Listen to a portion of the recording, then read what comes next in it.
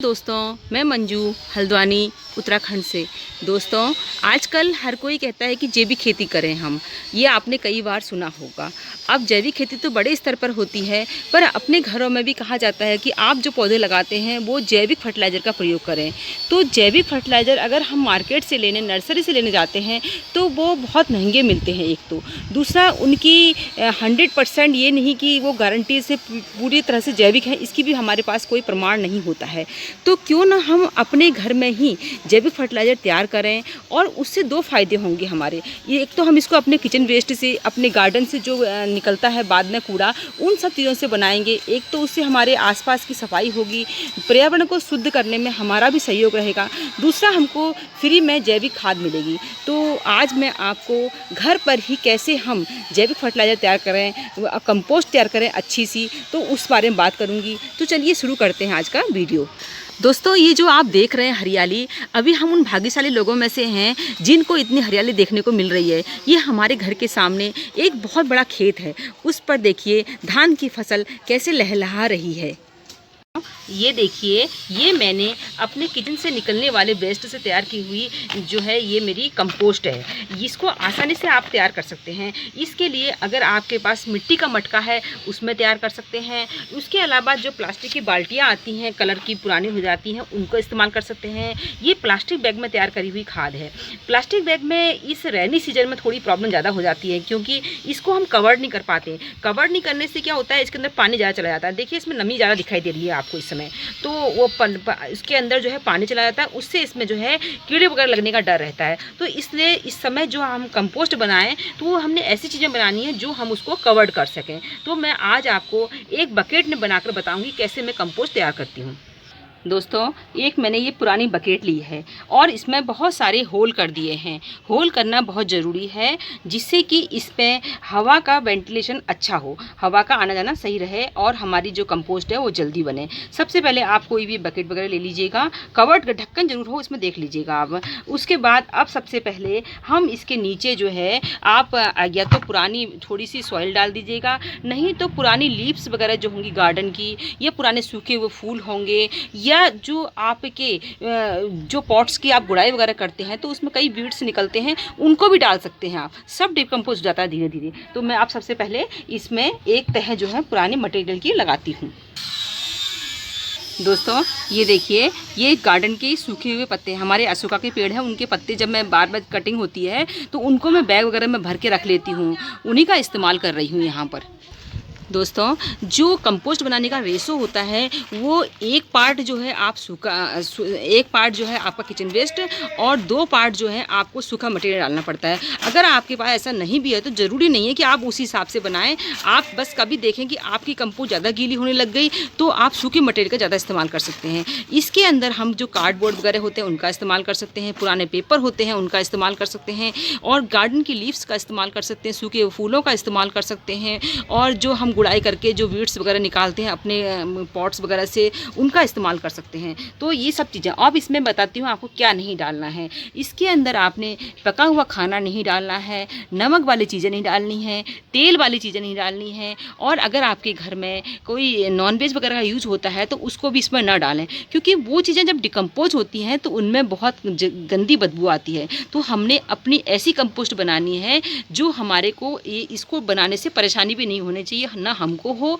न हमारे परिवार के अन्य सदस्यों को हो। तो हमने इन चीज़ों का भी ध्यान रखना है। तो मैंने इसमें सबसे पहले देखिए ये डाल दिया है, पूरा लीव्स डाली और कुछ अखबार डाल दिए हैं। अब मैं इसमें जो हमारी पुरानी कंपोस्ट बड़ी हुई है थोड़ा सा वो डालूंगी, वो हो तो वो डाल दीजिए, नहीं तो किसी बड़े जो आपके प्लांट होते हैं, अगर कहीं से किसी के पास पीपल के नीचे की या बरगद के नीचे की वहाँ की जो सॉइल होती है उसको आप किसी चीज़ें भर के ले आइए और उसमें से थोड़ी सी वो डाल दीजिए। नहीं है, वो ज़रूरी नहीं है हर किसी के पास वो चीज़ें अवेलेबल हों, तो आपके यहाँ जो आसपास भी या कॉलोनी में कहीं पर भी बड़े जो प्लांट होते हैं, बड़े बड़े ट्रीज होते हैं, उनके नीचे की थोड़ी बहुत मिट्टी मिल जाए तो बहुत अच्छी होती है। अगर आपके पास वो भी नहीं है तो अपने गार्डन की सॉइल भी जो डाल दीजिए, नहीं तो किसी गमले की जो आपकी अच्छी कंपोस्ट बनाई हुई हो आपने वो डाल दीजिए। तो इसको डालकर अब हम इसके ऊपर एक लेयर में उसकी लगाती हूँ। दोस्तों ये देखिए मैंने इसमें पुरानी कंपोस्ट डाल दी है। इसमें क्या होता है कि बहुत छोटे छोटे माइक्रो ऑर्गेनिज्म होते हैं जो हमारे जो अभी हम डालेंगे किचन वेस्ट उसको बहुत जल्दी डिकम्पोज करने में हेल्प करते हैं। आजकल जो बारिश हो रही है, बारिश से क्या होता है कि बड़े पेड़ों के नीचे जो केंचुए होते हैं वो बहुत ज़्यादा पनपते हैं। तो वो केंचुए जो होते हैं हमारी जो हम इसमें जो भी डालेंगे किचन वेस्ट उसको डिकम्पोज कर बहुत जल्दी कर देंगे। तो आप इसलिए मैं आपको किसी बड़े पेड़ के नीचे की मिट्टी के लिए कह रही थी। अब मैंने इसमें पूरी एक लेयर डाल दी है। अब मैं इसके ऊपर इसको अच्छी तरह से आप दबा दीजिएगा, किसी चीज़ से टूल से दबा दीजिएगा। अभी तो मैं हाथ से दबा रही हूँ, जब और समय तो हाथ से इस्तेमाल नहीं करेंगे। अब इसके ऊपर हम जो है अपने किचन का वेस्ट में डालती हूँ।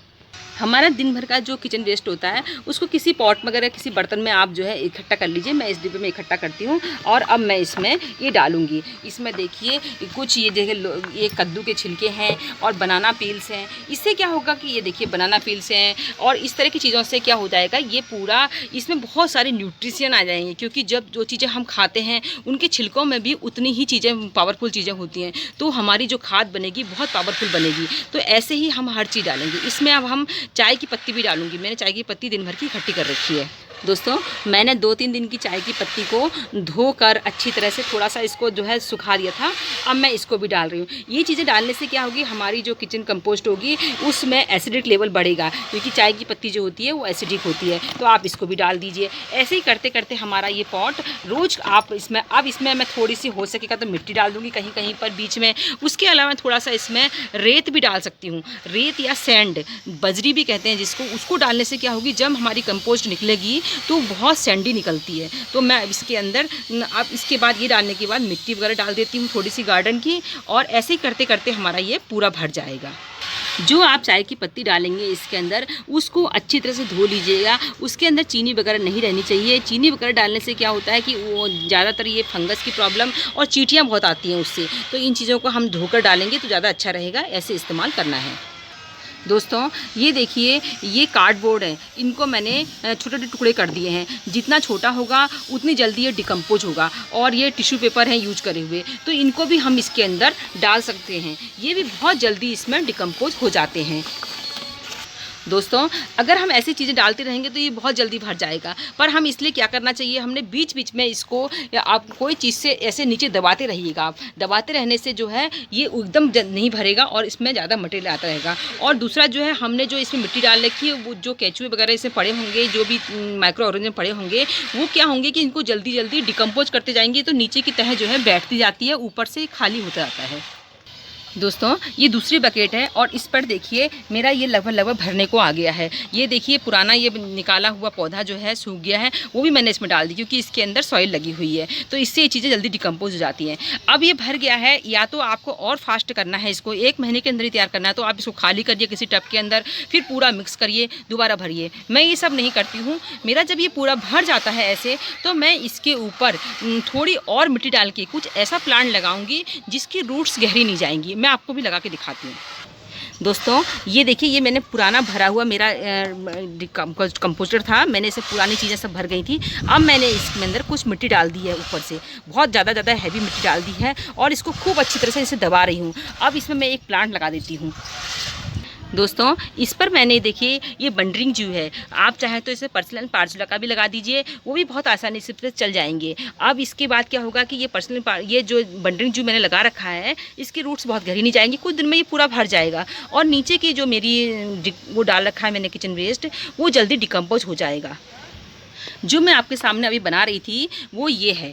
अब दोस्तों इसको जो है आपने ज़मीन में नहीं रखिएगा, मतलब फर्श पर नहीं रखिएगा, इसको थोड़ी सी हाइट के ऊपर रखिएगा। देखिए मैं इनको 2 ईंटों के बीच में रख रही हूँ, जिससे कि जो नीचे से जो है एयर का सर्कुलेशन होता रहे और हमारी जो खाद है बहुत जल्दी बने और इसमें पानी की अधिकता न रहे। जैसे इसको हम रोज़ मटेरियल डालेंगे, थोड़ी देर से खुला छोड़ दीजिएगा। ये देखिए मैंने पुरानी मिट्टी भी डाल दी, हमारे पुराने जो मैंने प्लांट उखाड़े वो भी डाल दिए इसके अंदर, तो ये बहुत जल्दी डिकम्पोज हो जाएगा और इस तरह तरह से हमने इसको पूरा भरना है और फिर इसको ढक के रखना है। इसमें बारिश का पानी नहीं पड़ना चाहिए, बारिश का पानी पड़ेगा तो कीड़े पड़ेंगे, फिर आप कहेंगे कि हमारे उसमें खाद में कीड़े पड़े हैं। अगर छोटे छोटे कुछ कीड़े भी पड़ते हैं जैसे आपको लगे तो उनसे ज़्यादा टेंशन करने की ज़रूरत नहीं है, क्योंकि वो चीज़ें जो हमने डाल रखा है मटेरियल उसको खाने के लिए आते हैं, खाते हैं और उनका एक लाइफ साइकिल होता है, उसी में वो डिकम्पोज हो जाते हैं। तो इसमें आप टेंशन की ज़रूरत नहीं है, ये बहुत अच्छी खाद बन जाएगी। मेरे जो अक्सर लोग मुझसे पूछते हैं कि आप प्लांट की मिट्टी कैसे बनाते हैं अपने प्लांटर में, तो मैं ऐसे ही नया गमला जब लाती हूँ, मैं 6-7 गमले एक साथ लेके आई तो एक गमले में शुरू करूँगी, उसमें जो है अपने रोज़ छोटा-छोटा चीज़ें इस तरह डाल दूँगी। जब वो आधा भर जाएगा तो उसके बाद जब मैं इस तरह से अच्छी मिट्टी डाल के उसमें प्लांट लगाती हूँ, तो जो नीचे नीचे होता है मेरे हर प्लांटर में खाद बनती रहती है, तो मुझे इसका फ़ायदा मिलता है, मेरे जो प्लांट हैं वो हेल्थी रहते हैं। दोस्तों, मैंने अपने पहले भी टेरेस गार्डन का ओवरव्यू दे रखा है, उसमें बताया था कि मैं अपने टेरेस गार्डन में बहुत ज़्यादा बेस्ट मटेरियल का यूज़ करती हूँ। जो बेकार की चीज़ें होती हैं उनमें जो है मेरे प्लांट तैयार होते हैं, उनमें मैं अपने प्लांट्स को लगाती हूँ। तो ये आप भी अपने यहाँ इस तरह से बेस्ट मटेरियल का यूज कर सकते हैं। मैं इसको फ्रंट में कम यूज करके अपने फ्रंट गार्डन में ना इस्तेमाल करके टेरेस गार्डन में इस्तेमाल करती हूँ, कि फ्रंट में थोड़े पॉट्स वगैरह ज़्यादा रखती हूँ मैं।